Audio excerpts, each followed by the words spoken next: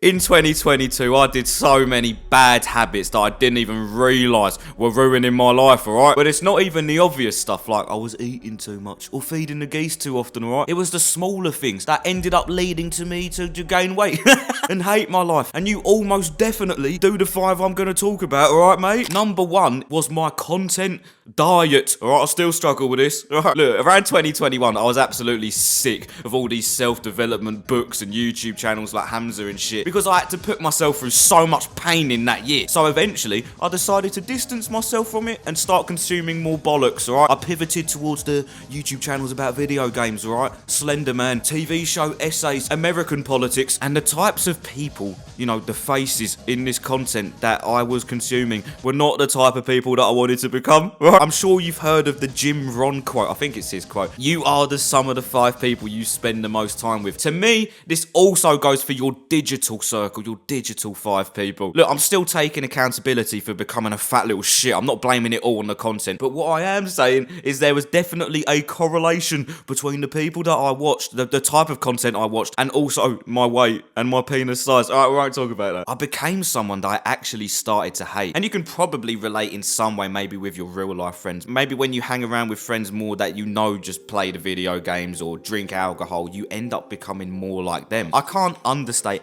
how important my digital and social circle is for influencing my behaviours. Again, we have to take accountability, alright? We are blokes, but it's just a fact, at least from my experience. The more bullshit I consume, like Doctor Who fan channels, the worse I become. 2.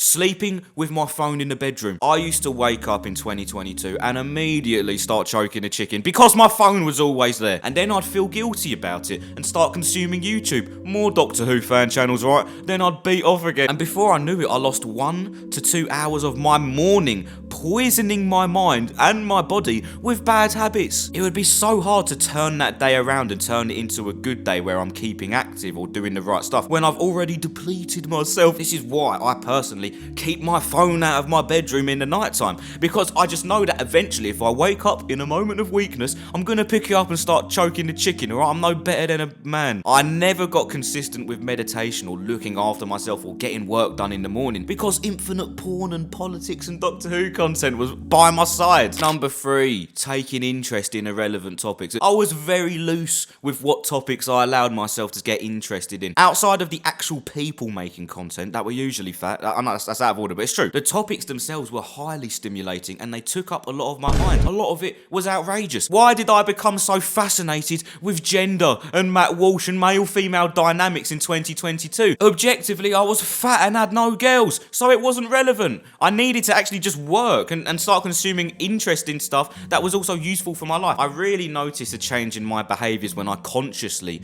pick out what content I do choose to consume. That's why did I say it like that? Which is usually some sort of informational podcast I can pick stuff from. Number 4, talking more than listening, right? This is ironic because I have a YouTube channel, but hear me out. Leading from the whole frustration with politics and women shit, my mates were actually the same. And we made a podcast. And this podcast was a complete disaster. We made one video about male-female friendships. Are they possible or not? We don't know. I said they weren't, which is, okay, it's a fair opinion. But I didn't listen to anyone else's views in the whole video. I kept talking over them. I spoke the most. And I thought I was the smartest guy in the room because I'd read Rollo Tomassi. What the fuck? I was never going to listen to anyone. And that means I wasn't going to learn anything. Alex Samosi says that you learn the most when you always assume you're the dumbest person in the room. And that's something I tried to adopt now. Number 5, the final one, right? This is my favourite one. Trying to anti everyone. In 2022, I had a real thing about being told what to do, right? If someone told me I was supporting Andrew Tate too much in a time where he was getting cancelled, then I would start posting more stuff about Andrew Tate. And I remember around this time, I lost like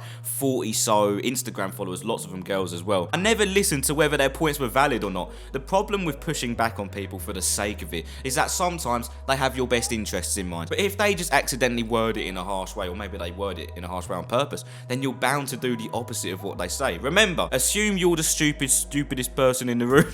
So even if your mate words stuff bad to you, take the sentiment for what it is and actually still sit down and question whether implementing their advice would serve you. I shaved my head to spite one of my friends, but that just shows that they have power over me, so it's a bit of a weird decision. I'm really not perfect in any way, but I've been making strides since 2023 to stop being that way, and I think it served me well because I've had far more fulfilling interactions with people in general, with women, and I'm very proud of that. Jafui!